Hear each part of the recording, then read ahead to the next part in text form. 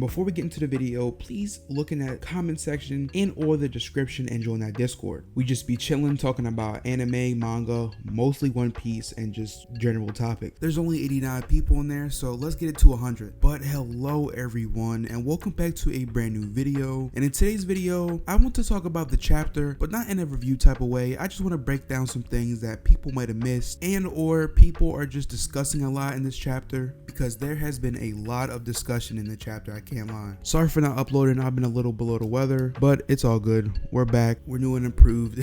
But jumping straight into the chapter, we have Tenguyama, and he is going towards, I think, the flower capital, and he is just wondering, and on the surface level, this may look like he's just, finding Tama, but a lot of people do forget that in the beginning when he was introduced, he said that he was waiting for someone, and the popular theory right now is that he is Odin's father, and he is presumably a swordsmith, because he had the Nidai Katetsu.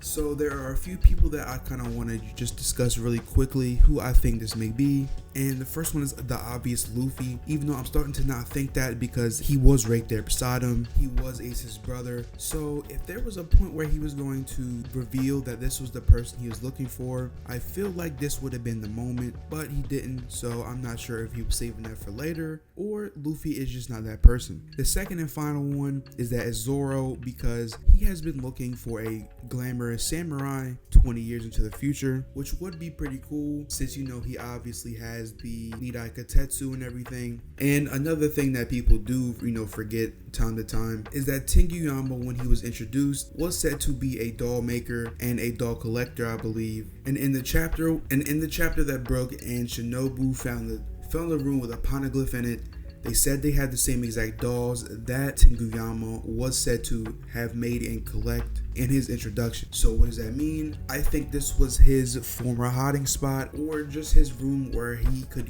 roam freely. He had a poneglyph in there before Kaido and Orochi, took over Wano and everything. I do like how, even though there could be some ulterior motive of why he is here, he is very focused on Tama right now. And I just want to point out, this is hilarious that this freaking announcer or whatever it is just kind of randomly popped up. They're moving like it's like the Tournament of Power or something. I do want to point out that when Luffy does actually go for the, the elephant gun, it's looking a lot more potent than it did. Before, the elephant gun will look all bloated, and my assumption that it was that big before because he was making up for the lack of actual haki he had. Now he's actually getting on that level to where he won't need as much size in his elephant gun because he is actually making up for it in actual haki. Or it could just be, a mistake.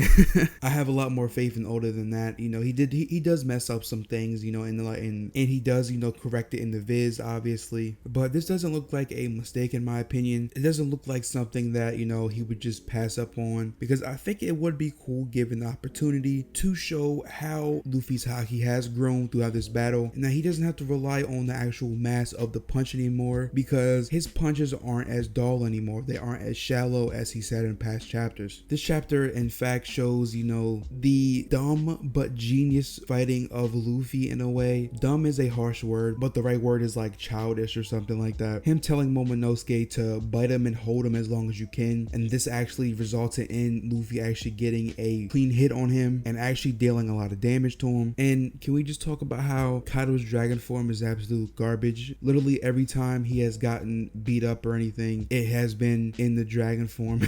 I need to make a petition or something, alright, to just retire the dragon form for right now. Now, a lot of people were talking about the Jack fight, and of course this led to a lot of Jack disrespect.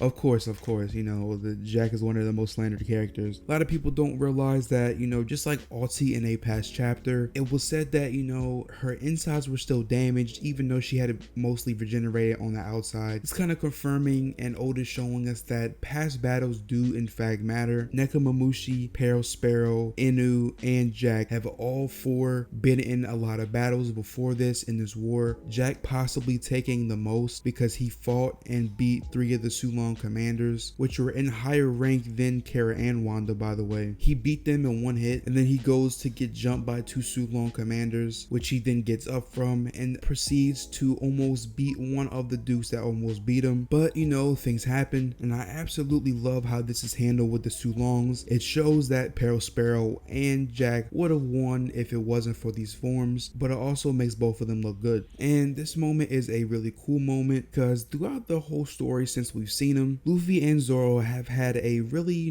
big brother-esque relationship with Momonosuke. This is kind of reflecting that because Luffy tells him, is there a single thing else in the world for you to be scared of? You just bit a Yonko. You just bit someone that has been terrorizing your family, that killed your dad, your mother. You just bit him. You just dealt damage to him. You just helped me in this battle. What else is there to be afraid of? I think this was really cool on Oda's part, just kind of reestablishing that relationship and just showing us that the dynamic hasn't changed just because Momonosuke has aged up. And I feel like this is one of the most creative things Oda has done in this arc, in a while actually. He actually used the sky splitting thing to bring back Sulong. This was kind of the trigger, the result, and I think that was really cool of Oda to actually use Luffy's progression to help people that he didn't even know he could help at the moment, and most of all in a reasonable way. And I think these announcing cards are kind of, just confirming to us that these characters are actually out for the count instead of,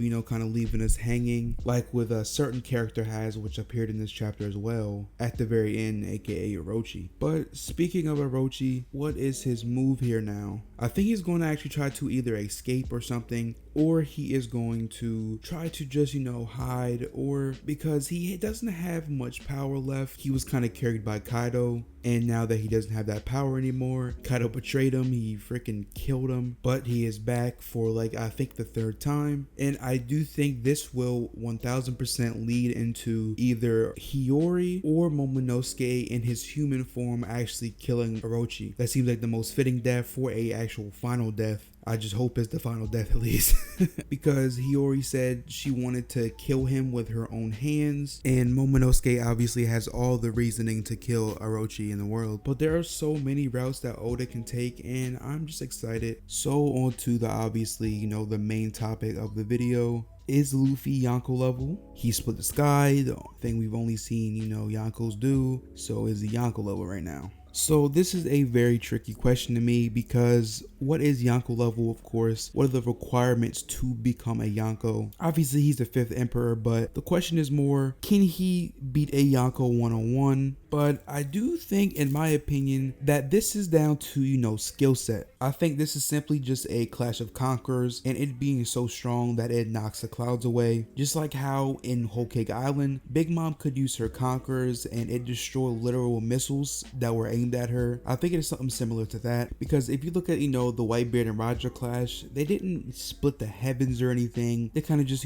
blew some light clouds away. They didn't even do it all the way, but that doesn't mean they're not Yonko level. I think it's just skill set and comes down to the actual situation. Obviously, I do think Luffy is approaching that level, but I do think he is going to have to struggle against Kaido to actually reach his level, because if he is Yonko level right now in base, or whether people think he's going to be Yonko level when he gets into Gear 4th mode, there isn't going to be as much of a struggle. But more importantly is that Luffy kind of acknowledged in this chapter that there's a possibility that he can lose, and that as long as he is alive, he will actually have a chance. So I don't think we can jump the gun and say he's Yonko level just now, but I think it's going to be very apparent by the end of this arc that he is going to be on that level. Now I do think he does lose to all the Yonko one-on-one in a fair fight, and I am still even struggling to put him over someone like the Admirals or Old Man Garp and stuff like that. But let's just see how this fight actually pans out, because context is everything. People did the same thing when he first got on the roof. When he hit him with the red rock, everyone said, oh, he's top 10 or whatever, and then Kaido showed he's not top 10. But I think this is the actual final fight, so he will show that he is actually on that level by the end of this fight. I do want to know what